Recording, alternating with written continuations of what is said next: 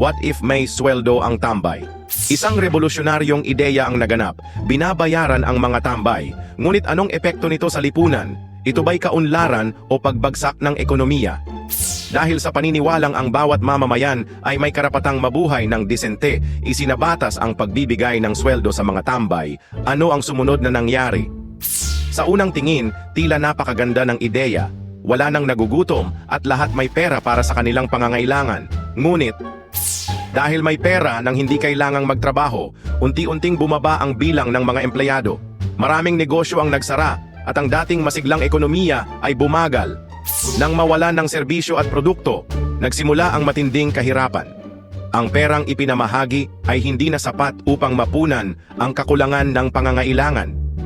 Kung ang paggawa ang bumubuhay sa isang bansa, paano kung mawala ang motibasyon ng tao na magtrabaho?